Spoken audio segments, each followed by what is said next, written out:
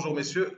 Bienvenue à ce webinaire numéro 4 sur la recherche et développement. Numéro 4, ça veut dire qu'on en a enregistré donc 3 avant sur d'autres thématiques que sont la mutualisation, les avantages comparatifs et la formation des chercheurs. Celui-ci va avoir très bien entendu à la problématique financière comme nous en avons parlé. Alors le champ de la RD est très vaste et ses intervenants multiples, privés et académiques. Avec 0,8% de son PIB dédié à la RD contre une moyenne de 2,3% à peu près pour les pays de l'OCDE, le Maroc a certes doublé son budget en quelques années, mais restant en deçà du seuil requis pour avoir un secteur de recherche de bonne facture. Aujourd'hui, avec la crise sanitaire que le monde traverse encore, les États redoubleront d'efforts pour leurs activités de recherche. Si le Maroc veut se placer en bonne position dans ce domaine-là, il lui faudra également fixer ses chercheurs au Maroc et attirer ceux partis rayonnés à l'étranger. Il y en a beaucoup. Pour ce faire, il faudra d'abord arrêter l'hémorragie des cerveaux, cette fameuse fuite des cerveaux qui fait du Maroc paradoxalement un pays qui fabrique, qui exporte de la matière grise de grande valeur, mais qui n'a pas chez lui une activité RD véritablement au niveau. Une double problématique se pose donc qu'il est nécessaire de poser quand on parle de RD, le financement et le mode de gestion. Les pratiques de gouvernance financière publique ne conviennent pas particulièrement à un secteur de la RD qui fonctionne sur des cycles courts et précis, nécessitant une rapidité de la prise de décision. La RD donc peut être surtout une affaire du privé car elle est opérationnelle et s'inscrit dans des chaînes de valeur. Dans cette logique, le privé, c'est principalement l'industrie. À titre, rien que pour donner un chiffre, le privé contribue à peu près entre 50 et 80% dans des pays en Europe et en Amérique du Nord. Le Maroc dispose d'une bonne assise désormais dans l'industrie aéronautique, chimique et surtout automobile. Ce dernier secteur peut donc être un levier pour la RD dans son ensemble en créant des synergies et en permettant de réaliser des économies d'échelle. Il y a aussi le secteur de la santé et celui de l'industrie pharmaceutique accusé de peu investir dans la R&D, ce que va nous expliquer Madame Filadi Hello.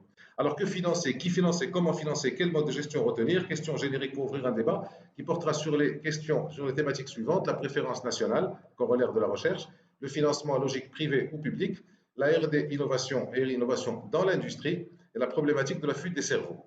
Donc, un tour de table pour présenter les intervenants. Professeur Jamila Alami, vous êtes directrice par intérim du CNRST. Vous êtes docteur en sciences appliquées. Vous avez aussi dirigé le département des affaires scientifiques et techniques du CNRST jusqu'à aujourd'hui. Et vous avez dirigé ou participé à plusieurs commissions sur divers sujets, sélection et recrutement d'enseignants et de chercheurs surtout. Bienvenue, Madame Alami. Merci d'être avec nous. C'est Mohamed Bachiri, vous êtes président de Maroc Industrie et vice-président de la CGM, après en avoir été président par intérim dans la période transitoire 2019-2020. Vous êtes lauréat de l'Université de Lille et titulaire de l'European Executive MBA de l'ESCP, École supérieure de commerce de Paris. Vous êtes aujourd'hui président de la commission innovation et développement industriel au sein de la CGEM, toujours. Merci, c'est Mohamed Bachiri d'être avec nous, d'avoir répondu à notre invitation. Madame Mia Hello-Filali, vous êtes directrice générale de Pharma5. Vous êtes diplômé de Sciences Po Paris et de Paris Dauphine. Vous avez travaillé 10 ans durant dans la direction marketing de LVMH et vous êtes aujourd'hui aussi, et entre autres, membre du conseil d'administration de la CGEM qui se trouve donc bien représenté. C'est bien, ça tombe bien quand on parle de financement.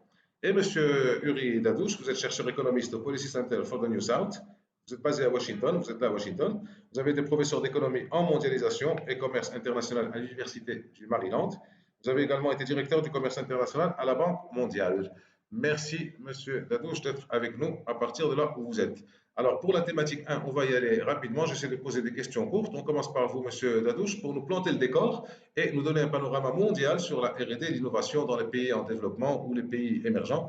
Vous avez donc, chacun aura 5 minutes. Je préviendrai quand ça approchera du terme, bien entendu, parce qu'on s'oublie en général. C'est toujours un plaisir, donc je peux aussi oublier de vous prévenir, mais je vous préviendrai 2 fois et une conclusion après pour tenir l'heure jusqu'à 70 minutes. À vous, Monsieur Dadouche.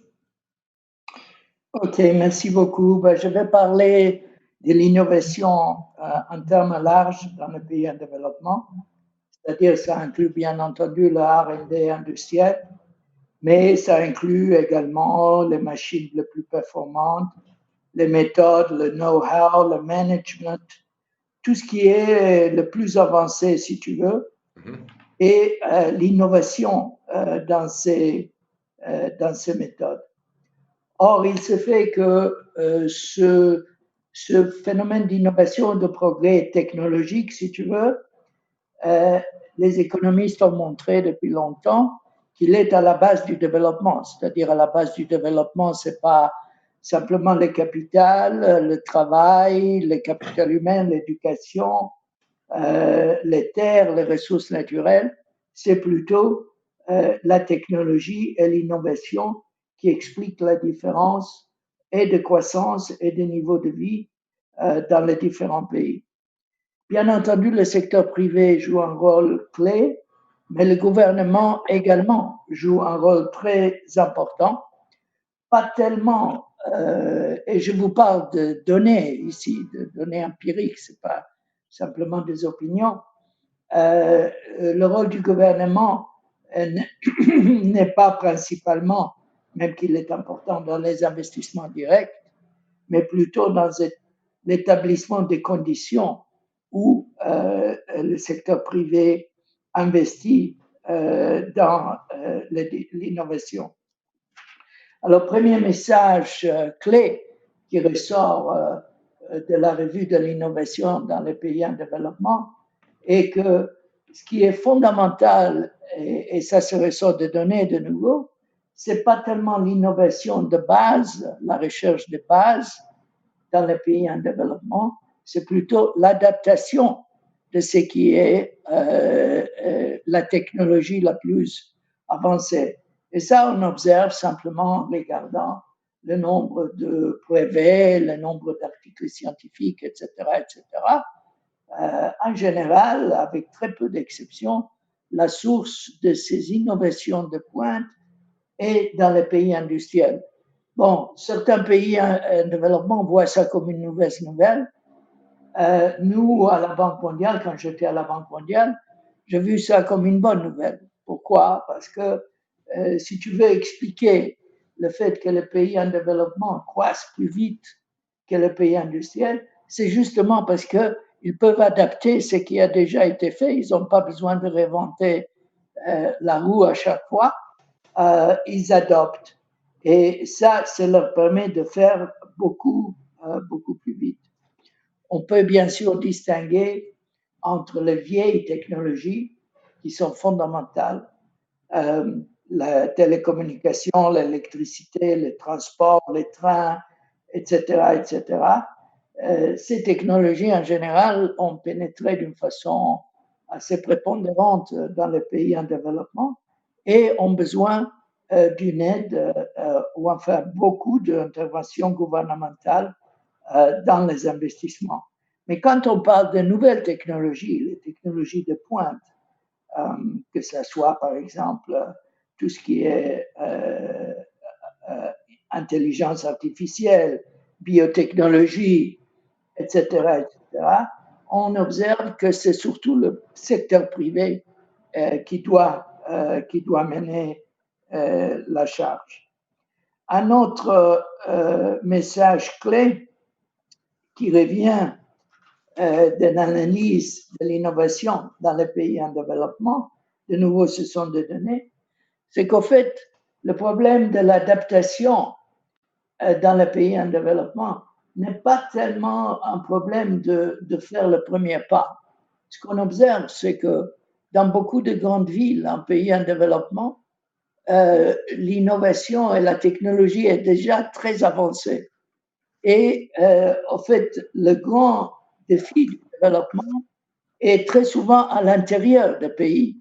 Donc, si tu veux, l'écart entre le rural et le urbain, l'écart entre différentes régions du pays, entre Casablanca et les régions moins favorisées du pays, est absolument clé dans l'adaptation des technologies. Et c'est un des gros problèmes auxquels doivent faire face et les secteurs privés et les secteurs publics.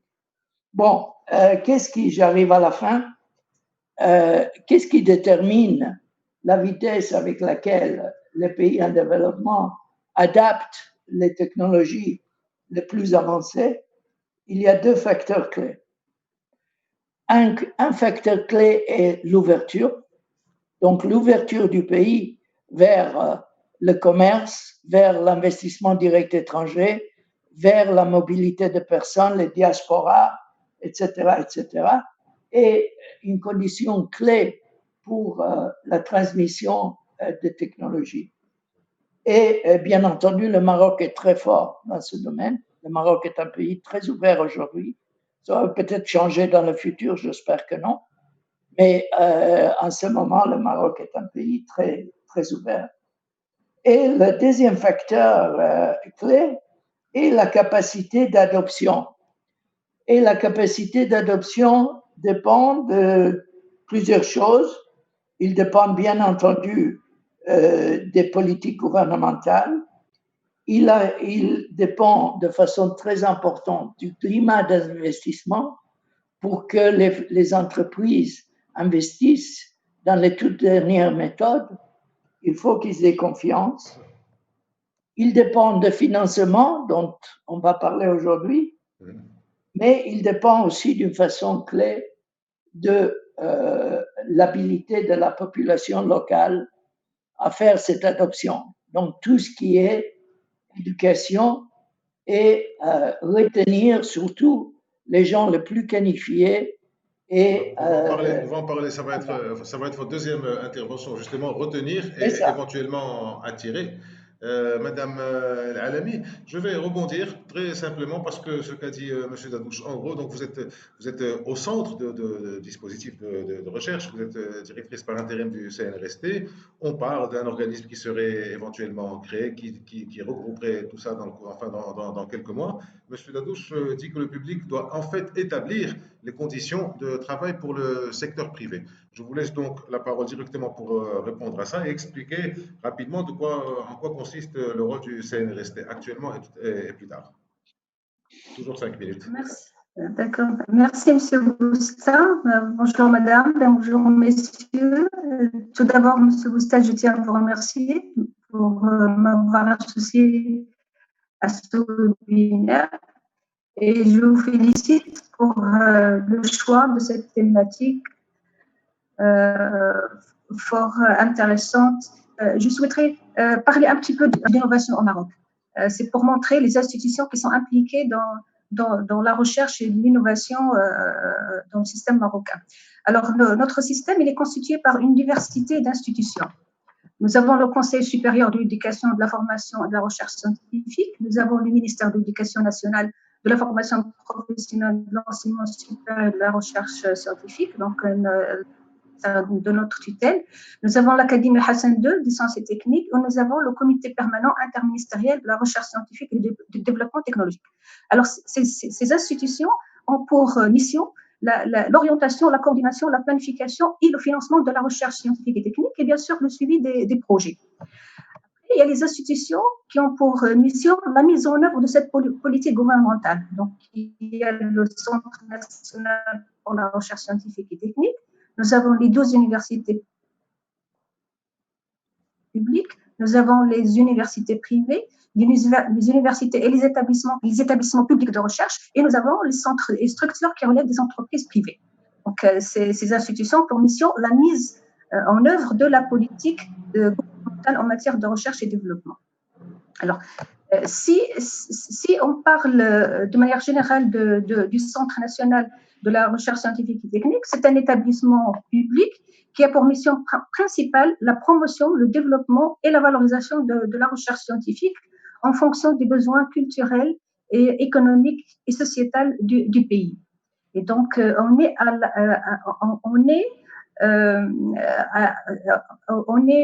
comment dirais-je, on fait la promotion de la recherche pour la communauté scientifique.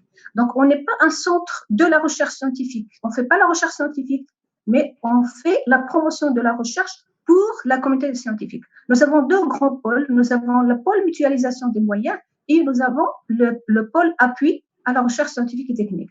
Donc, le pôle mutualisation des moyens, rapidement, parce que ce n'est pas ça le but de notre sujet. Alors, la mutualisation des moyens, c'est à travers l'IMIS, donc l'Institut marocain de l'information scientifique et technique, qui met à la disposition des chercheurs marocains et des enseignants-chercheurs une panoplie de bases de données bibliographiques. Et donc là, ils permettent l'accès à l'information scientifique et technique, suivant des bases de données soit en texte intégral ou bien des bases de données qui donnent seulement des informations sur l'article et sur le nombre de citations. Et puis, nous avons les UATRS, c'est des unités d'appui à la recherche scientifique et technique. C'est une division qui regroupe des appareils et des équipements de pointe qui coûtent très cher, qu'on met à la disposition des chercheurs pour des analyses, que ce soit en biologie, que ce soit en sciences des matériaux et en chimie. Et c'est des équipements qui coûtent énormément cher. On a eu l'année dernière le microscope qui coûtait 1 million d'euros. Et donc, tous ces équipements sont mis à la disposition des enseignants-chercheurs et même du secteur privé. Alors, si je reviens donc là à la question du financement de la recherche, puisque c'est ça notre but aujourd'hui, c'est discuter du financement. Alors, au Maroc, l'État finance la recherche scientifique à raison de 73%.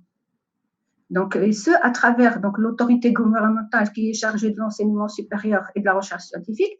Et nous avons le Fonds national de financement de la recherche scientifique et du développement technologique, les départements ministériels et les organismes publics. Nous avons le secteur privé qui contribue à raison de 22%. Donc, c'est une participation qui est très timide. Certainement, il y a eu une augmentation parce que il y a 10 ans, cette participation n'était que de 6%. Mais si on compare, et vous l'avez dit tout à l'heure, M. Boustin, si on compare avec les pays de l'OCDE, normalement, ils ont une participation du secteur privé à raison de 69%. Donc, vous voyez là, la comparaison, c'est... normalement, il y a énormément de rapports internationaux qui démontrent d'ailleurs qu'il y a une grande corrélation entre la part du secteur privé dans le financement de la recherche et le degré de performance de la recherche. On ne peut même plus démontrer ça. Hein, ça a été confirmé à travers énormément d'études. Et donc, normalement, maintenant, il faut que le secteur privé s'investisse plus dans le financement de la recherche. En fait, il ne peut être que gagnant, hein, parce que c'est lui qui sera le premier bénéficiaire des innovations de cette recherche qui va générer, bien sûr, beaucoup de profits. Voilà. Oui. Et puis, donc, il y a le 5% qui est de financement à travers la coopération internationale. Alors, la coopération internationale, les 20 premiers pays avec lesquels on produit, on travaille, en tête, c'est la France. Et donc, ça, c'est notre historique. Après, il y a l'Espagne et après, il y a les États-Unis. Et ce qui est, à mon sens, absurde, c'est que dans les 20 premiers pays avec lesquels on travaille et on collabore, il n'y a aucun pays arabe. Et donc là, il faut vraiment booster la coopération internationale entre les pays arabes, parce que ça peut, entre les pays arabes, par exemple, si je prends que le Maghreb, on se complète. Et donc, on doit travailler beaucoup plus davantage. L'année dernière, donc, on a commencé, hein, parce que l'année dernière, on a monté un projet de recherche avec nos amis tunisiens à raison de 1 million d'euros. Donc, déjà, Inch'Allah, je pense après le mois courant juin, il y aurait les résultats de l'appel à projet. Nous avons aussi, avec nos homologues tunisiens et algériens, un appel à projet qui est de PHC Maghreb, donc Pierre Hubert Curien Maghreb, qui lie les 4 pays, donc le Maroc, la Tunisie, l'Algérie et la...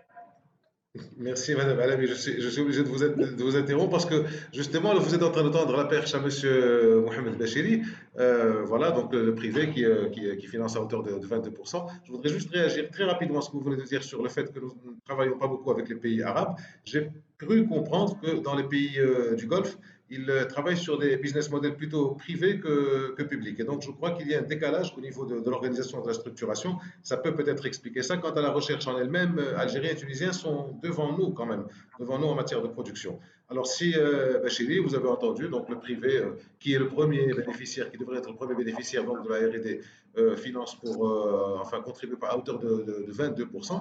Alors, quelle part vous pourrez nous expliquer ça, quelle part de la R&D dans l'industrie en général, en particulier dans l'économie en général, et quel gain peut engendrer d'une manière claire, vous êtes industriel, la R&D dans notre développement industriel. Ça tombe bien, vous êtes le patron de la commission innovation et développement industriel. À vous la parole, Sébastien. Merci, Sébastien, pour l'invitation et pour le choix de ce thème qui est très pertinent dans le contexte actuel et surtout dans le contexte futur.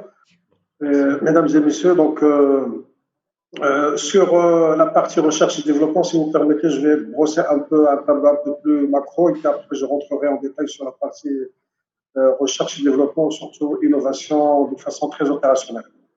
Donc le Maroc, comme vous savez, a réussi à gérer cette pandémie, en tout cas les 3 derniers mois, de façon très efficace. Donc au niveau international, il a réussi à gagner en termes de crédibilité et de notoriété et d'image. Au niveau interne, à travers toutes les initiatives qui ont été lancées dernièrement, notamment sur la fabrication des masques, on avait des entreprises qui étaient fermées, textiles, et on a réussi à les transformer en fabricants de masques pour avoir notre propre autonomie, que ce soit sur la gestion sanitaire ou pour permettre au secteur privé de redémarrer ses activités. Nous avons des initiatives qui ont été faites par des clusters d'entreprises en aéronautique et dans d'autres secteurs pour fabriquer des masques respiratoires, des respirateurs artificiels, des choses comme ça. Moi, personnellement, ça m'a éveillé ma conscience et je ne suis pas le seul, il y a énormément de gens sur le talent qui est caché au Maroc à travers nos ingénieurs et nos experts techniciens pour d'avoir été libérés pendant ce contexte de Covid, qui a réussi à nous donner un peu la prise de conscience sur le potentiel qui dort en termes de recherche et développement en lien avec l'industrie. Au niveau international, nous avons aussi, il y a un paradigme qui est en train de changer sur la partie supply chain logistique au niveau international. Et donc, au niveau de l'Union européenne, par exemple, il y a un vrai débat sur ce qu'on appelle la souveraineté industrielle pour rapprocher davantage les lieux de production des lieux de consommation. On l'a vu avec la partie sanitaire où il manquait de masques, de respirateurs, etc. Et le Maroc a une opportunité extraordinaire pendant les 2 prochaines années pour capter des business, des investissements qu'on n'a pas aujourd'hui et capter surtout des business avec des technologies qu'on n'a pas aujourd'hui. Et donc, ces 2 prochaines années sont très importantes pour le Maroc pour profiter de ce contexte de Covid, pour développer son industrie. Dans ce cadre, on a créé ce qu'on appelle le groupement Maroc Industrie au niveau de la CGM. C'est un regroupement de 11 fédérations industrielles. J'ai eu l'honneur de le présider en ayant la confiance de 11 présidents de fédération. L'objectif principal de ce groupement, c'est de développer le Made in Morocco. Le Made in Morocco à travers 5 composantes. Je ne peux pas les citer parce que je n'ai pas beaucoup de temps. Sur l'une des 5 composantes, c'est en lien avec la partie recherche et développement et innovation industrielle. Si le Maroc veut se développer de façon dans son industrie, veut capitaliser ses acquis et consolider ses acquis, veut capter d'autres investissements qu'on n'a pas aujourd'hui, la clé, c'est la recherche et développement et l'innovation industrielle. C'est avec une recherche et développement, une innovation industrielle opérationnelle orientée terrain que le Maroc va développer une expertise qu'on n'a pas aujourd'hui, va développer un savoir-faire aujourd'hui et va sortir d'un pays de vendeurs de main-d'œuvre, de coûts directs, à un pays où il va se positionner sur des enjeux de moyen terme et surtout sur des enjeux en lien avec le repositionnement stratégique par rapport à un certain nombre de secteurs sur le moyen et le long terme. Et pour qu'on puisse développer la recherche et développement en industrie, il y a ce qu'on appelle la technologie 4.0, qui est très importante. On peut trouver dans cette technologie 4.0 la partie automate, la partie robotisation et des aspects de technologie. On a la partie digitale, qui est très importante dans le contexte actuel. On l'a vu aussi avec les applications qui se sont développées sur la partie sanitaire. Donc, il y a un vrai travail à faire par rapport au cluster, par rapport aux startups dans ce cas. Il y a la dimension partenariat entre le secteur privé et le secteur public. Je parle du secteur public, c'est surtout les universités, les écoles d'ingénieurs. Nous avons aussi la partie innovation industrielle et pour cela, on propose à ce qu'il y ait un crédit d'impôt recherche qui soit instauré au niveau du secteur privé, parce que c'est un peu ça aussi le thème de cette table ronde.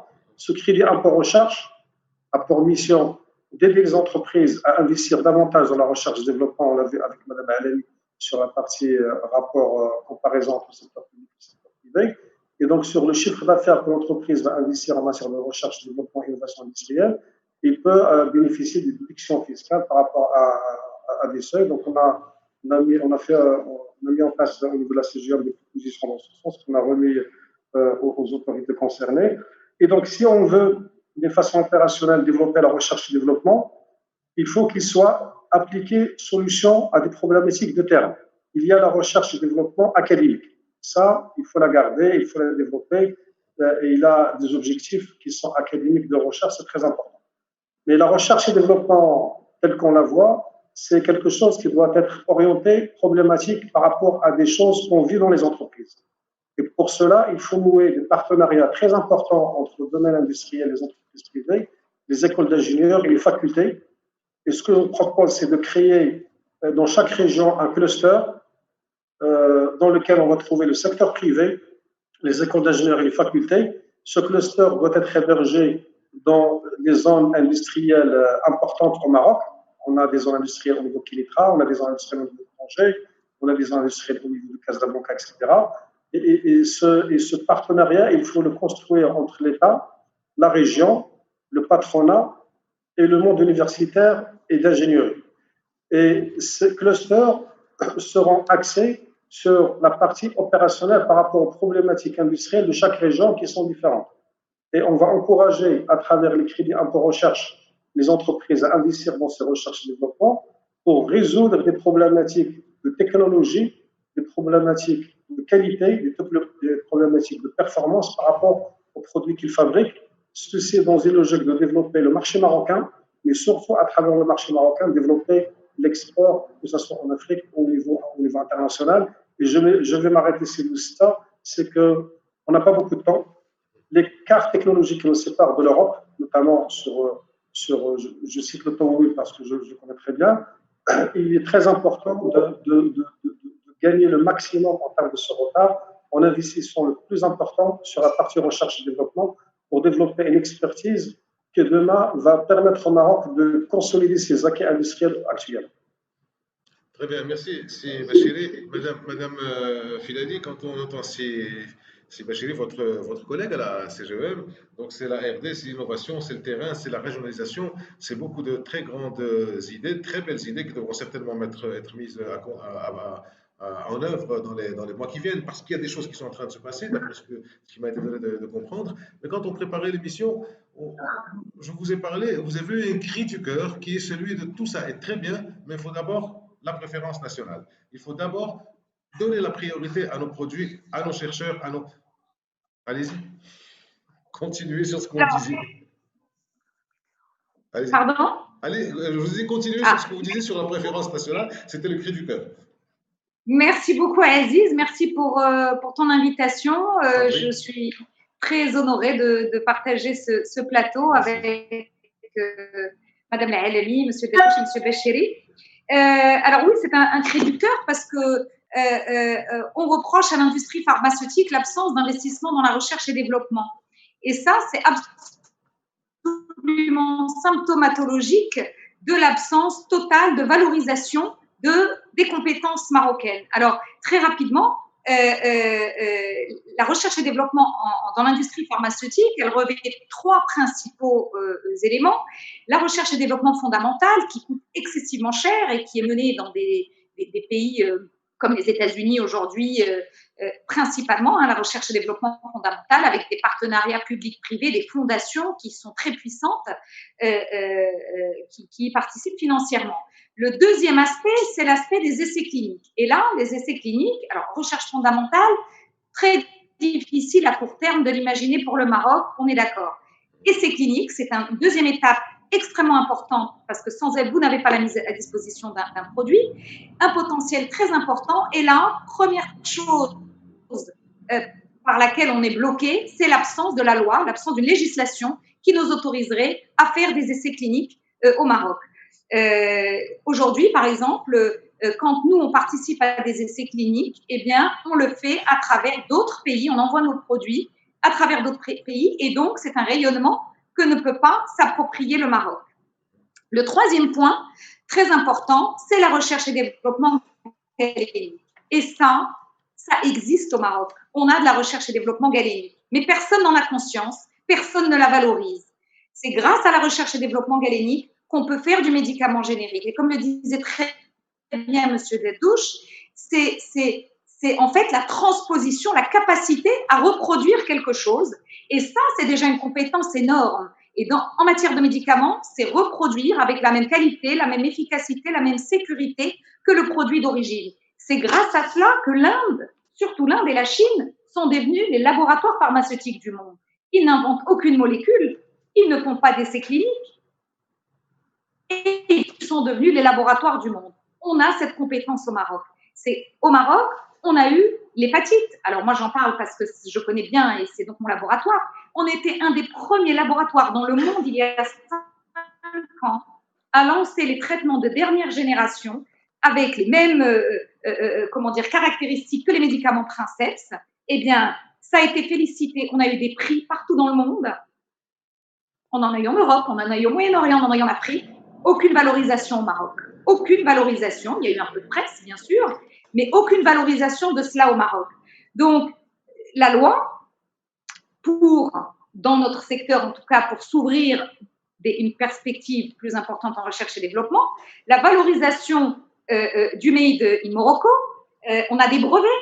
Je vous parlais de l'hépatite, mais nous, le laboratoire que je représente, on a des brevets en Europe sur des antituberculeux qui sont des associations, c'est de la recherche et développement galénique.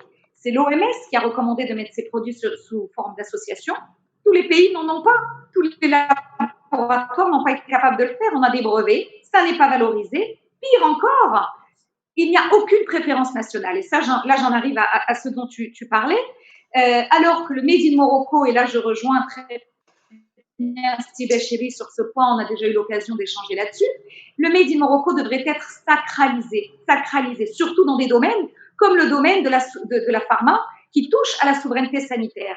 Je suis en même temps très heureuse, mais en même temps, avec mes confrères de l'industrie pharmaceutique, on ressent une petite frustration parce que cette crise du Covid, elle a révélé les manques, les potentialités extraordinaires du Maroc dans la réponse à ces manques, mais est-ce qu'on se rend compte qu'on n'a absolument pas souffert de rupture de médicaments sur les produits fabriqués au Maroc, c'est-à-dire tous les produits essentiels, parce qu'on a une fabrication locale. Et que même si on n'a pas d'intégration de toute la chaîne, même s'il a fallu faire preuve d'agilité, grâce à l'agilité justement dont on a su faire preuve au gré des ouvertures et fermetures de frontières, on n'a pas eu de rupture sur les médicaments fabriqués au Maroc.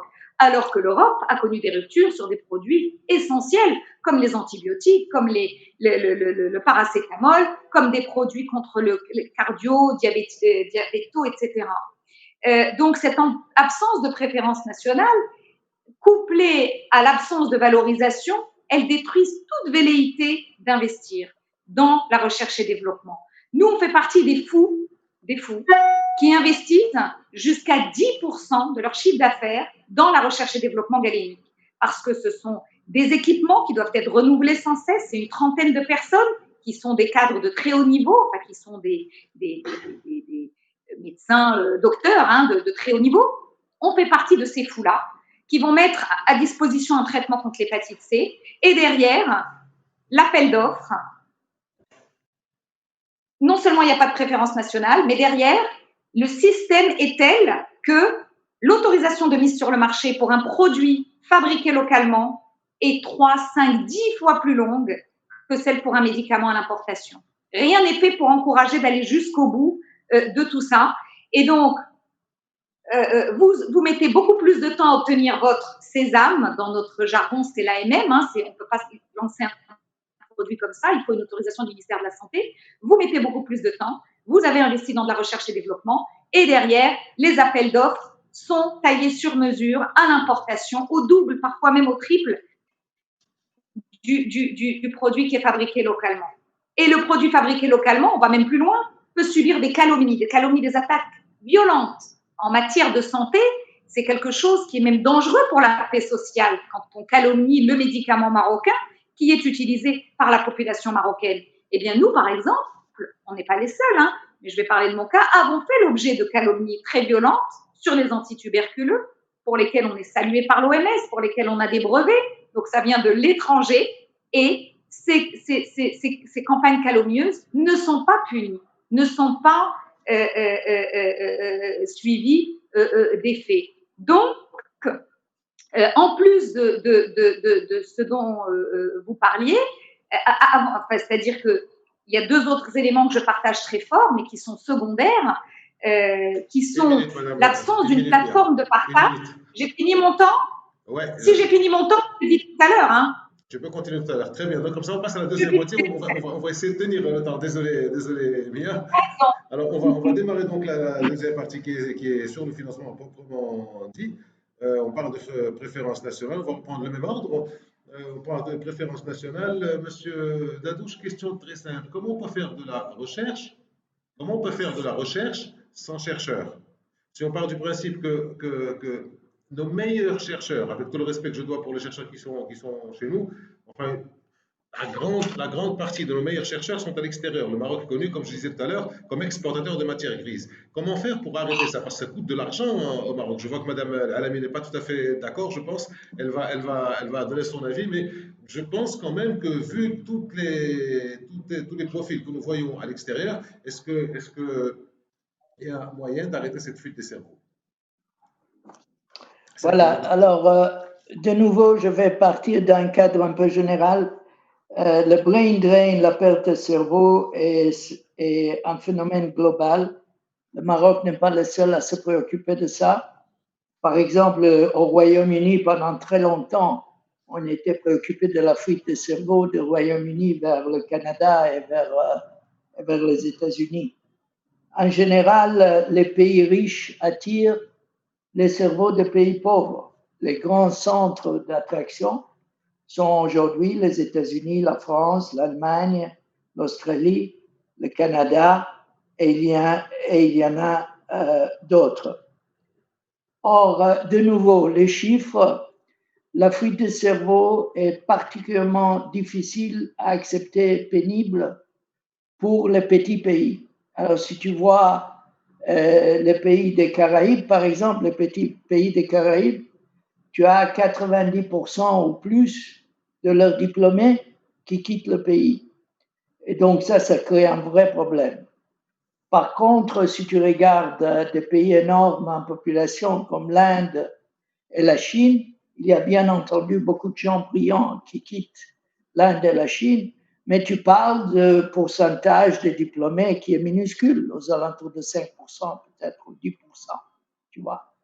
Donc, la dimension du pays joue un rôle important dans l'entité de ce problème. Et il faut reconnaître ça. Donc, le Maroc se situe quelque part, c'est plutôt un petit pays qu'un grand pays. Donc, pour le Maroc, c'est un problème sérieux. Bien entendu, la fuite de cerveau est une perte de capital humain, c'est une perte d'investissement en éducation, mais il faut aussi reconnaître qu'il y a beaucoup de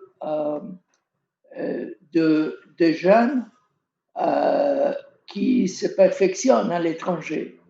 Et donc, le capital, si tu veux, l'investissement dans le capital humain est fait plutôt en France ou au Canada qu'au Maroc. Le problème est là est que très peu de bons étudiants ont tendance à retourner dans leur pays d'origine. Okay? Et ça, de nouveau, c'est un problème général. Ce n'est pas seulement un problème au Maroc. Tu observes ce problème en Inde, tu observes ce problème en Chine. Une fois que quelqu'un vient, par exemple, aux États-Unis, fait son doctorat ici, etc., en général, la très grande majorité veut rester dans la mesure où ils peuvent rester. Et il y a relativement peu de gens qui retournent en fin de carrière. Ça, c'est ce qu'on appelle le phénomène du brain gain, qui peut être important dans certains secteurs, dans certaines circonstances. Mais de nouveau, les gens, si tu veux, qui sont encore productifs et qui retournent dans le pays d'origine pour communiquer un peu leurs connaissances, c'est relativement petit. Alors, quand je regarde le Maroc en particulier, qu'est-ce qui aide le brain drain ou cause le brain drain et qu'est-ce qui l'empêche? Alors, ce qui cause le brain drain, c'est, à mon avis, d'abord le fait que les salaires sont moins élevés, ça c'est évident.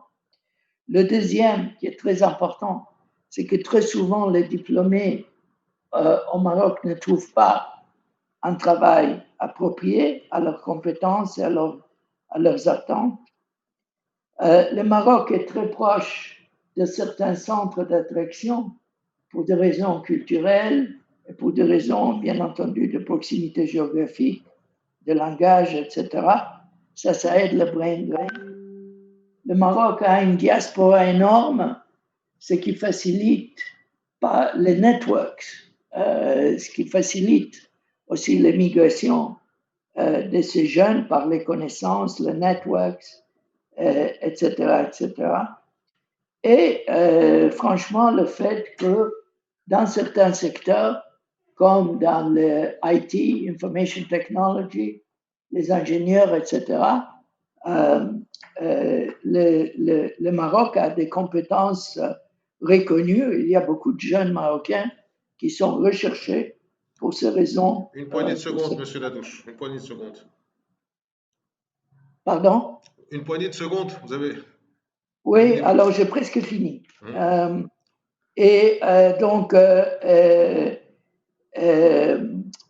l'autre côté, il est de plus en plus difficile d'émigrer et il y a peu de croissance dans les pays en développement, ce qui limite le brain drain.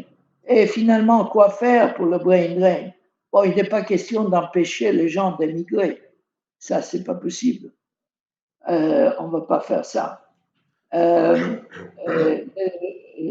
La chose fondamentale est de créer les conditions pour que ces jeunes trouvent des emplois au Maroc. Donc, tout ce qui est réforme fondamentale pour la croissance et le marché du travail est important pour le Maroc et la création de certains centres d'excellence peut aider. Alors, on va laisser Madame Al-Alami, si vous voulez bien, Madame Al-Alami va réagir à ça parce qu'elle n'était pas d'accord vu le mouvement de tête qu'elle faisait sur le fait que nous avons nos chercheurs qui partent. Mais je pense qu'il y a un solde négatif entre ceux qui partent et ceux qui arrivent. Je crois qu'il y a un solde négatif, mais une fois que vous aurez réagi, j'aimerais quand même que vous nous donniez votre vision sur le CNRST à venir et sur le financement de la recherche après le Covid. On a fait un tour, on a vu que les privés sont là pour faire des choses, que vous êtes convaincus que nous avons nos chercheurs. Alors, comment faire pour financer et pour avoir une R&D qui dépasse le 1, 1,5, peut-être 2% du PIB? Alors, moi, je vais revenir au financement de la recherche. Et là, je réagis sur les propos de Madame Filali, parce que quand on parle de financer la recherche, le secteur privé qui doit financer la recherche, à notre sens, c'est à partir des appels à projets conjoints. Je vous donne un exemple. Quand je dis que le ministère a financé la recherche et l'État, donc avec un pourcentage de 73%, c'est à travers des appels à projets. Je vais citer les derniers, par exemple, l'appel à projet dans les domaines prioritaires qui a été lancé en 2013, c'était à 300 millions de dirhams. L'appel à projet de recherche autour des phosphates, qui est lancé par la Fondation OCP, c'est à 90 millions de dirhams en 2015. L'appel à projet portant sur la sécurité routière, nous avions deux éditions, l'édition 2015 et l'édition de 2019. Ça, c'était en collaboration avec la direction des transports routiers et de la sécurité routière, ministère de l'équipement, transport, de la logistique et de l'eau. Je parle aussi de l'appel à projet dans les domaines des sciences humaines et sociales à raison de 30 millions de dirhams en 2018. Un appel à projet sur les plantes médicinales et aromatiques lancé conjointement avec le ministère et l'Agence nationale des plantes médicinales ANPMA et cofinancé aussi par les universités à raison de 9 millions de dirhams. L'intelligence artificielle qui a été lancée par notre ministère avec la collaboration de l'agence l'ADD, l'agence digitale de développement, à raison de 50 millions de dirhams. Le ministère a financé à 35 millions de dirhams et l'ADD à 15 millions de dirhams.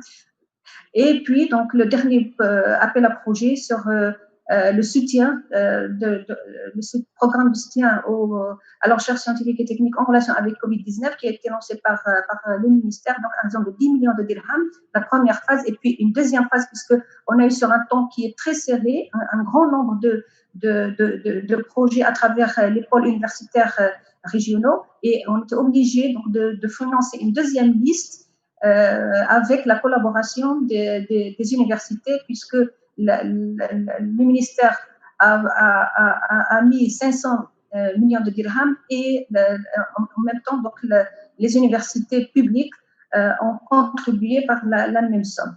Et donc tout ça, pour le Covid, c'est comme si on a investi 20 millions de dirhams. Et donc là, quand je parle du secteur privé, normalement, le secteur privé, il doit financer les appels à projets. Parce que, et là je vais rebondir sur les chercheurs, on en a des chercheurs, on a de très bons chercheurs. On a des chercheurs qui ont choisi de rester au Maroc et d'investir au Maroc. Et ils travaillent pour le rayonnement de la recherche scientifique marocaine.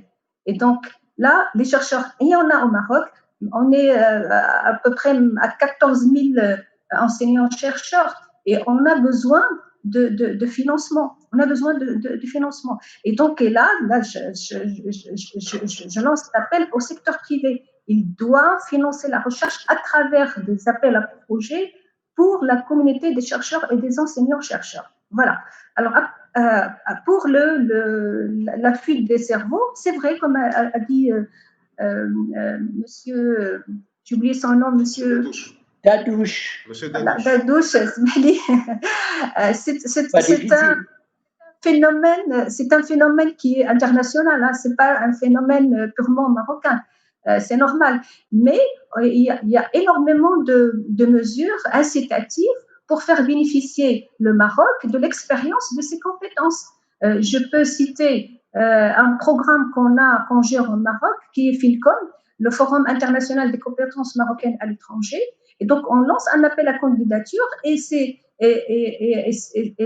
nos chercheurs marocains qui résident à l'étranger, on les fait venir pour faire bénéficier les chercheurs, les doctorants de leur expérience. Donc, il y a des mesures comme ça incitatives et on est toujours très, très heureux parce qu'on reçoit énormément de demandes. C'est-à-dire, même si les chercheurs marocains résident à l'étranger, ils restent liés au Maroc, ils veulent faire bénéficier leur expérience et leur expertise en faveur des chercheurs marocains qui ont choisi de rester au Maroc et faire bénéficier aussi les doctorants qui vont, Inch'Allah, un jour prendre la relève. Voilà, donc il y a des programmes pour les chercheurs qui résident à l'étranger et je pense que c'est pas un phénomène dramatique, hein, c'est un phénomène qui est général, mais l'essentiel c'est que le Maroc il encourage ses compétences à venir au Maroc et investir au Maroc et faire bénéficier les Marocains de leurs compétences. Alors, moi, j'aimerais bien revenir, si ça ne vous dérange pas. 1 minute encore, Madame Alami. Comment? 1 minute encore. Une minute, je voulais seulement parler de l'innovation, parce qu'on a beaucoup parlé de l'innovation, mais on n'a pas parlé de notre classement. Donc, notre classement dans l'innovation, hein, le TRL, le Technology Readiness Level, on est classé au 3e niveau, c'est-à-dire c'était L3. Et normalement, pour dire qu'on est bon en innovation, on doit être classé 7. Et donc, la vallée de la mort, on appelle communément la vallée de la mort, et pour passer de 3 à 7, il faut qu'on dépasse cette vallée de la mort. Alors, comment la dépasser? Ben, tout simplement parce que, et là j'insiste sur une chose, nos chercheurs, ils produisent des publications. On a énormément de publications, on a plus que cette année, c'est 7700 publications par an. On produit, les universités, ils produisent 100 brevets par an. Mais le problème, c'est quoi? C'est que quand on produit un brevet, on le protège, et c'est tout. C'est-à-dire qu'il n'y a pas de valorisation du brevet, il n'y a pas de création de la richesse. Et qui c'est qui va créer cette richesse? C'est le secteur privé. Et donc, normalement, parce que chaque chercheur ne peut pas tout faire rapidement, il ne peut pas tout faire, c'est-à-dire qu'il faut absolument qu'il y ait un maillon constitué de professionnels qui viennent chercher l'idée ou le brevet, il est là, il est déposé pour pouvoir l'exploiter et créer de la richesse. Et c'est ce maillon qui nous manque malheureusement. Merci, Voilà, Madame merci. Alami. Je suis désolé, j'ai le rôle ingrat du modérateur, donc on est obligé de. Moi, je crois beaucoup en la liberté d'expression, mais dans mon boulot actuel, il faut que je limite la liberté d'expression déjà. Si Bachiri. Surtout pour un sujet, il y a beaucoup de choses à dire. Oui, vous savez, en 3 heures, en 4 heures, c'est ce que je dis aux autres participants des autres webinaires. On n'aura pas assez d'1 heure ou de 2 heures ou même de 3. Alors, si Bachiri, moi, j'ai le rôle ingrat, mais Madame Alami m'a facilité le travail. Elle vous a lancé un appel directement. Vous êtes vice-président de la CGER, vous en êtes aussi l'ancien président. Donc, comment vous répondez à cet appel de Madame Alami de financer la recherche, de financer un certain nombre de créneaux, de donner suite aux brevets qui sont déposés, et puis aussi en tant que acteur incontournable, vu que vous travaillez dans un grand groupe industriel automobile. On pense que l'automobile aussi est un créneau extrêmement porteur au niveau de l'industrie au Maroc, au niveau de l'économie du Maroc et au niveau de la R&D au Maroc. Donc, comment vous pouvez allier tout ça et répondre à cette question? D'abord, la meilleure façon de faire, c'est de se parler en commun. Donc, l'objectif de ce webinaire, c'est aussi de se parler et de faire connaissance. Moi, personnellement, avec toute modestie, je ne savais pas qu'on avait ce centre qui existait au niveau du Maroc. Ceci dit, il ne faut pas qu'on se rejette la balle, le secteur public, le secteur privé. Ça, je pense qu'il faut tourner cette page. C'est du passé. Il faut rester concentré sur demain et l'essentiel. Et l'essentiel, il faut qu'on soit très pragmatique. Le pragmatisme pour l'industrie et pour les entreprises en privé, c'est la recherche et l'innovation ont pour objectif de résoudre des problèmes opérationnels sur le terrain. C'est ça la recherche et développement et l'innovation. Notre recherche et développement et l'innovation au niveau académique avec des recherches, des thèses, etc., c'est très important, mais c'est deux choses différentes. Alors, pour développer cette recherche et développement de façon opérationnelle qui répondra à des objectifs, à des problématiques terrain dans des entreprises industrielles, il faut que l'État accompagne le secteur privé par des mesures fiscales. Si on veut encourager les entreprises, on a proposé le crédit impôt recherche. Il faut mettre en place ce crédit impôt recherche pour encourager les entreprises privées à investir davantage dans la recherche et développement opérationnel. Les exemples qu'on a vécus pendant les 3 mois de test Covid sur les masques sanitaires, les respirateurs artificiels, etc., ce sont des initiatives qui ont été faites par le privé pour le secteur public ou pour l'État marocain de façon générale ou pour le secteur privé aussi. Donc, moi, je crois beaucoup à ce que l'État joue un rôle d'orientateur, joue un rôle de facilitateur et que la recherche et développement soit pilotée par le privé pour le privé. Et pour cela, il faut développer des partenariats très forts avec le monde des écoles d'ingénieurs, les facultés, les universités et le monde du privé. Et la meilleure façon de le faire, c'est de créer des centres de recherche opérationnelle d'innovation par région qui sont associés, qui sont intégrés dans des zones industrielles. Comme ça, c'est dans leur environnement. On ne peut pas rester déconnecté à l'environnement dans lequel on veut faire des recherches.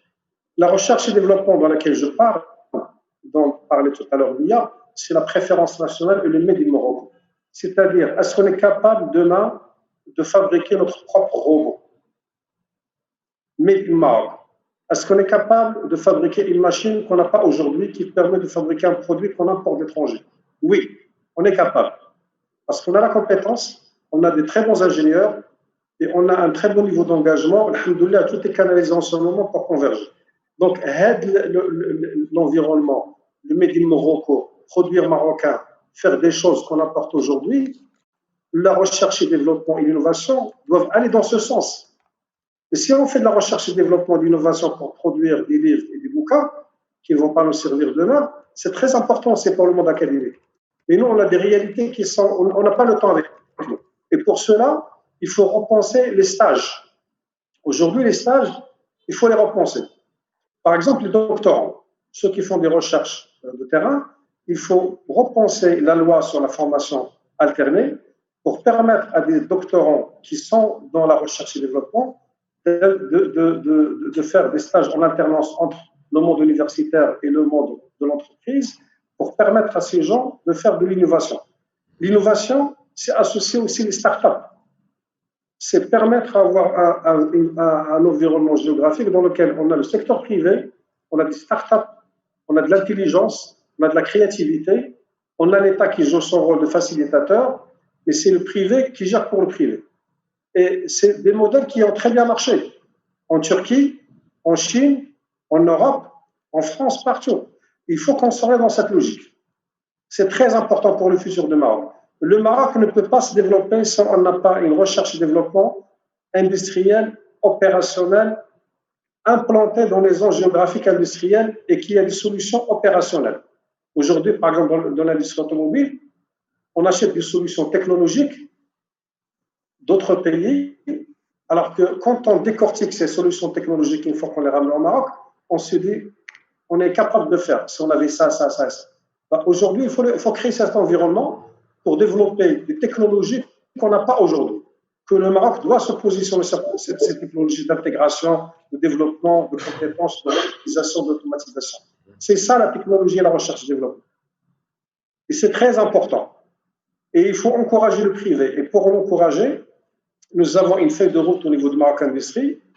Nous allons la communiquer prochainement. Et l'axe recherche et développement, c'est parmi nos priorités. Nous avons des partenariats dans chaque région avec les écoles d'ingénieurs. Nous avons déjà fait 2 réunions avec la région du Grand Casablanca et avec la région de Marrakech cette semaine pour définir une feuille de route sur la partie Made in Morocco, Maroc Industrie, dans la composante de recherche et développement.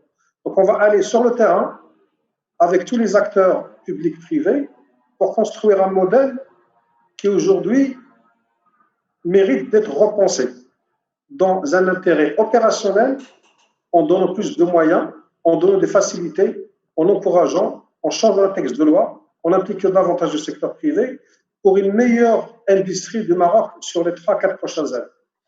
Merci, c'est Bacheli. Mia, je t'ai interrompu tout à l'heure, je suis désolé, donc tu vas continuer sur ce que tu disais, mais aussi en réaction à ce que, enfin, en prolongement à ce que dit si Bacheli sur les propositions du privé pour trouver du financement à cette fameuse RD, sachant que la RD fondamentale, c'est grosso modo, globalement, le public, et la RD opérationnelle, action, c'est plutôt le privé. À toi. Ok, je t'en veux pas, déjà, ça c'est une bonne nouvelle. Et je vais commencer d'abord par répondre à Madame Al-Alami. L'appel à projet, c'est quelque chose qui n'existe pas dans notre industrie entre le public et le privé, c'est-à-dire que c'est quelque chose, en tout cas, qui n'est pas matérialisé comme ça peut exister dans d'autres secteurs. On a besoin d'un médicament, il y a une urgence sanitaire et donc on demande qui est capable de le faire et donc vous vous lancez et c'est du 100% financement privé. Ça s'est compté par exemple sur l'hépatite C en dizaines de millions de dirhams. Ça a été un investissement 100% privé sans avoir à matérialiser tout ce financement. Et je rebondis aussi sur votre point des brevets qui ne sont pas valorisés. En effet, c'est un grand gâchis et grand gâchis qui rejoint parce que c'est nous, on a découvert par exemple des institutions marocaines comme Massir où il y a des ingénieurs et des chercheurs très, très, très talentueux. Simplement, on se heurte toujours après nous à la valorisation du Made in Morocco et donc, eh bien, la difficulté toujours à imposer un produit marocain par rapport à un produit étranger. Et ça, c'est un changement de paradigme qui est essentiel pour la survie de notre économie. Sur les 2 points sur lesquels tu m'attends, le premier point, c'est, je rejoins ce qui a été dit, on manque de plateformes de partage. On n'a même pas conscience de tout ce qui existe en termes de compétences, de cerveau, de recherche dans notre pays. Et on manque réellement de moments de rencontre déjà, de moments institutionnalisés, comme ça existe partout dans le monde, avec des moments très forts régionaux. Vous avez ça aux États-Unis, en Europe. Pour faire le pont entre ce que disait M. Al-Alami et M. Bacheli, en effet, on a besoin d'une recherche qui soit plus orientée sur le besoin de l'entreprise. Et le Maroc, aujourd'hui, le vrai enjeu, c'est de créer ces plateformes de rencontres à travers des labs d'expérimentation où tu as les chercheurs, des compétences spécifiques et les besoins réels. Donc, d'abord se connaître, savoir que cette compétence, elle existe ici. Moi, parfois, pour aller plus vite, je cherche une compétence, je parle en termes là, je ne suis pas encore dans le recrutement, mais je parle en termes de consultant, voilà. Eh bien, le réflexe, c'est d'aller chercher à l'étranger parce que si tu tapes sur Internet, tu vas trouver tout de suite l'offre française, mais tu ne trouves pas l'offre marocaine. Donc, ce temps de recherche-là, tu veux l'économiser et tu vas vers la matière grise européenne pour régler ton problème. Sur la question de la fuite des ressources, je ne partage pas totalement votre optimisme, Madame Eleni. J'aimerais pouvoir, oui, c'est quelque chose qui existe partout dans le monde, je suis d'accord, mais nous, notre balance, elle est sacrément négative. Il se trouve que nous, on est entré de plein pied dans l'industrie 4.0, donc vous voyez, non seulement il y a de la recherche et développement dans le médicament, contrairement à ce que les gens ont dans leur esprit, mais en plus, on investit dans des industries de dernière génération, et donc l'industrie 4.0. Donc, mon laboratoire est en train de mettre en route une unité 4.0. Et non seulement c'était un vrai investissement de recherche et développement, parce que même l'ensemble des partenaires étrangers, tous les sous-traitants étrangers qui ont installé nos machines, enfin, l'ensemble de nos installations, tout est digitalisé, ont appris avec nous. Donc, on a participé à leur R&D.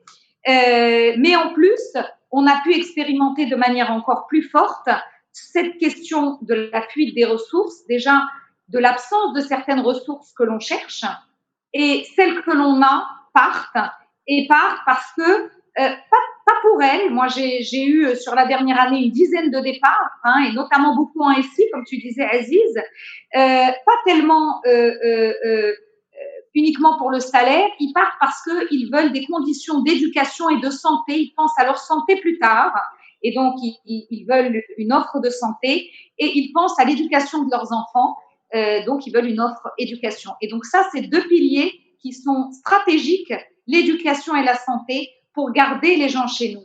Parce qu'aujourd'hui, on met en place tout ce qu'il faut pour des conditions de vie agréables, que ce soit à Casa, à Rabat, partout dans les grandes villes où il y a de grands centres industriels. Il y a aujourd'hui des grands programmes immobiliers avec des villes qu'on crée, des petits villages, avec des écoles, avec un tas de choses. Donc, on est en mesure d'offrir un cadre de vie agréable. Le Maroc, en plus, est un pays très agréable à vivre. Eh bien, c'est ce qui fait venir les étrangers, mais malheureusement, ce n'est pas suffisant pour garder les Marocains. Donc, il faut travailler sur ces deux aspects-là. Et si on travaille sur ces deux aspects-là et qu'on markete cela, marketer, je parle de faire le marketing du Maroc en tant que destination de travail pour des hautes compétences, pour des raisons qui seront différentes de celles, le Canada, il vous offre un passeport, la France, elle vous offre l'accès à l'école gratuite. Eh bien, nous, si on a un minimum dans la santé, dans l'éducation, mais qu'on markete le cadre de vie, les gens aujourd'hui, ils ont découvert avec le Covid, la nécessité d'être dans des grands espaces, d'être connecté à la nature, de respirer en regardant la mer, le soleil, la montagne. On a tout ça ici.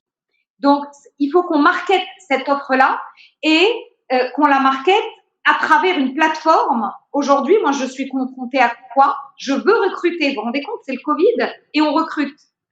Je veux recruter, je ne trouve pas les gens ici. Je dis, ramenez-moi des Marocains de l'étranger. On ne sait pas où les trouver. On ne sait pas comment les trouver. Il faudrait qu'on ait une plateforme qui regroupe ces Marocains de l'étranger, plateforme qui soit glamour, qui leur donne envie de revenir, et pour que des gens comme nous qui veulent faire revenir des Marocains, eh ben, on puisse les toucher, on puisse leur proposer notre offre. Aujourd'hui, eh ben, on se retrouve, moi, on m'envoie des CV d'étrangers, et alors que je suis sûre qu'il y a des Marocains, parce que on a du mal à les trouver. Donc, cette diaspora, il faut trouver un moyen de la reconnecter. Tu parlais c'est M.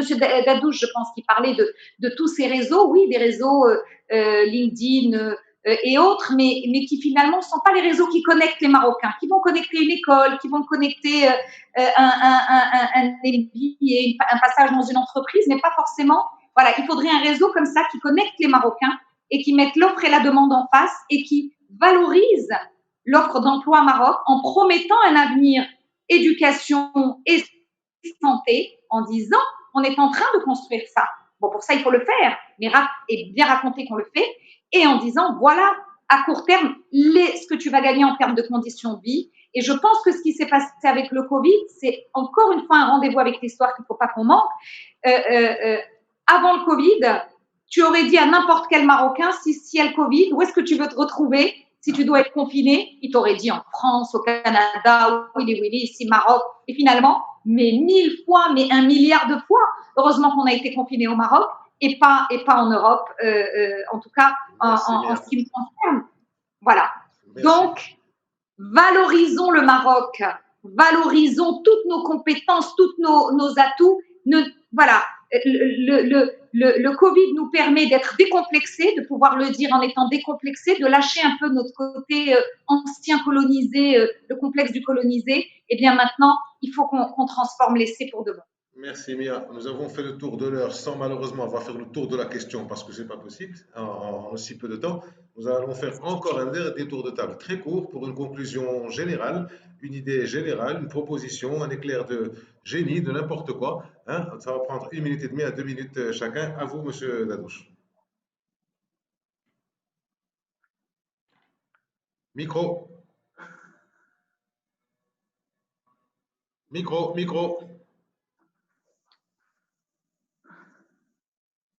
Excusez-moi. Voilà, allez-y. Je n'ai pas beaucoup à ajouter. Je suis tout à fait d'accord avec Madame Filali, en particulier sur l'importance de l'éducation et la santé pour que les gens restent au Maroc, pour que les gens veuillent retourner au Maroc. Ça, c'est absolument fondamental. J'aurais dû le dire dans mon intervention. Je suis tout à fait d'accord avec ça.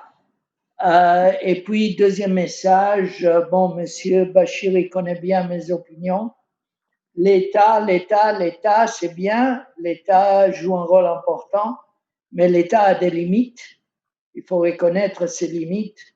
Et surtout, le rôle de l'État doit être d'établir un bon climat où les gens veulent investir, où les gens veulent vivre. Et puis, l'investissement dans le R&D du secteur privé va suivre. Merci beaucoup, Monsieur Dadouche. Madame Alami, on vous a perdu visuellement. Comment? On vous retrouve, voilà. On vous a perdu un petit moment visuellement, la caméra ne fonctionnait pas. Ouais. Allez-y, vous avez 1 minute et demie pour faire votre conclusion, Madame Alami. En fait, rapidement, je vais rebondir sur ce qu'il avait dit, Monsieur Bachiri. Concernant la recherche dans les universités, on ne fait pas que la recherche, M. Bachir, on ne fait pas que la recherche fondamentale, on fait de la recherche appliquée. Et d'ailleurs, vous ne connaissez pas le CNRST, mais vous savez qu'avec la CGM, Rabat Saleh Khnitra, on organise des rencontres sur l'innovation chaque 2 ans. Et donc, on est à la 4e édition.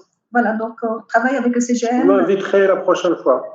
Ah, voilà, Inch'Allah. Oui, en fait, c'est la CGM. Rabat Saleh Khnitra, donc normalement, vous m'avez ressemblé à donc. Je vous contacterai pour venir vous visiter, voir comment tout D'accord, marhaba. Et pour vous dire maintenant, moi aussi, je vais être invité. Marhaba, avec grand plaisir. Avec pour vous dire, tout ça. avec la CGM, on est maintenant à la 4e rencontre sur l'innovation. Pour conclure, je dois dire que le Maroc a fait énormément d'efforts dans le financement de la recherche. Les enseignants-chercheurs, ils souffrent de la gestion financière et administrative qui est lourde. Mais cette année, il y a la loi 51-17 qui a été adoptée le mois d'août. Et le ministère est en train de travailler maintenant pour adapter la loi 0001 de l'enseignant-chercheur à cette nouvelle loi. Alors, cette nouvelle loi, moi, je la qualifie d'une révolution. Pourquoi? Parce qu'elle va permettre la simplification des mesures administratives. Je m'explique. Il n'y a plus de contrôle a priori. Tout le contrôle dans les appels à projets, c'est un contrôle a posteriori. Ça a été demandé à maintes reprises et maintenant, c'est une révolution. Il a été adopté. Il y aura aussi le statut du doctorant, parce que jusqu'à maintenant, il n'y a pas de statut de doctorant. Actuellement, il y aura un statut de doctorant. Et donc, c'est sûr que le doctorant va travailler dans des conditions beaucoup plus favorables à la production scientifique et à l'innovation. La troisième chose, c'est que au CNRST, nous sommes très, très sensibles à cette question d'innovation et de rapprochement entre le milieu académique et le milieu industriel. Et c'est pour ça qu'on a un projet qui rentre dans la stratégie 2018-2022, qui est la création d'un bureau national de transfert de technologie. On a commencé l'année dernière à partir de 6 formations. Donc, on a assuré 6 formations à des universitaires, des industriels, des directeurs des startups qui existent déjà, des clusters. On les a réunis l'année dernière et la première formation, c'était rapprocher ces deux mondes pour qu'ils parlent le même langage. Merci, donc, on a continué rapidement et donc on a continué ce cycle de formation et le but maintenant, Inch'Allah, c'est vraiment développer la valorisation, développer le transfert de technologie. Et on a bientôt, Inch'Allah, un appel à projet avec l'OCP concernant le transfert de technologie. Merci beaucoup, Madame Alabi. La loi dont vous parliez, elle sera adoptée à peu près vers quand sur le statut du doctorant, le contrôle a priori posteriori? Là, il est déjà adopté. Il a été adopté fin août. Oui. Il a adapté les lois qui existent déjà, la nouvelle loi 4. C'est-à-dire Voilà. c'est prévu pour l'été, 51-17. Comment? C'est prévu pour cet été, pour la réactualisation. Là, non, depuis, il a été adopté, mais maintenant, tout ce qui est la législation et tout, il faut l'adapter à la nouvelle loi 4. Très bien. Merci, Madame Alabi. C'est Mohamed Bachiri. Petite conclusion. Et donc, je pense que le Maroc a réussi à bien gérer cette crise au niveau sanitaire et aussi d'en faire de cette crise une vraie opportunité pour développer son économie et aussi son industrie. Au niveau de la CGM, nous travaillons d'arrache-pied depuis le début mars sur tout ce sujet, que ce soit au niveau sanitaire ou économique. Et nous avons fait aussi proposer 500 mesures pour la relance de tout le secteur économique du Maroc, dont une bonne partie en lien avec l'industrie. Nous sommes dans cet état d'esprit pour encourager l'industrie au Maroc, travailler avec notre ministère de l'Industrie pour faire de Maroc un vrai pays industriel et capter des futurs investissements avec tout le changement de paradigme de la supply chain dont j'ai parlé en introduction. Donc, nous sommes très, très prédisposés pour renforcer notre partenariat avec les instances publiques pour créer, imaginer un nouveau modèle de développement pour la partie innovation et recherche et développement au niveau du Maroc. Merci beaucoup, c'est Mohamed Bachiri. Le mot de la fin pour toi, Mia. Merci, Aziz. Alors moi, tu l'auras compris, avant de demander un quelconque financement à l'État, ce que je demande avant à nos institutions, à nos autorités, c'est de valoriser ce qui est fait, c'est de communiquer sur ce qui existe, c'est de créer des plateformes inédites pour attirer les gens qui reviennent. Il faut marquer tout ça, il faut valoriser les success stories, il faut raconter des mythes, il faut que ça se sache. Et comment, alors tu me diras, il y a Facebook, il y a tout ça, mais comment la Silicon Valley rayonne partout dans le monde, comment même Sophia Antipolis rayonne ailleurs, si on veut aller dans quelque chose qui est plus à notre mesure, c'est parce qu'il faut aussi faire du storytelling, il faut non seulement créer des plateformes où on se retrouve et où quand on se cherche, eh bien, la connexion est immédiate. Ça, je pense que le Maroc pourrait innover là-dedans, réellement, qu'il y a vraiment quelque chose à faire, mais en plus, qui raconte des histoires, qui partagent cette fierté, ce niveau auquel on est. Moi, j'insiste encore une fois sur la partie pharma, mais on est à un super niveau dans le monde. Quand j'entends dire aujourd'hui que Sanofi, il y a 2 jours, annonce qu'ils vont dans 3 ans être en mesure de fabriquer du paracétamol, un petit comprimé du paracétamol que tout le monde prend tous les jours. 3 ans, donc on a une avance, par exemple, dans cette industrie. Voilà, donc prenons conscience, valorisons, racontons de belles histoires, partageons-les et retrouvons-nous. Il y a beaucoup de choses à faire qui sont passionnantes. Merci Mia. Mia, on se connaît depuis pas mal de temps, mais c'était un plaisir de connaître Madame Alami, Sylvie Bachiri et Si Dadouche. Merci encore à vous, Mesdames, Messieurs.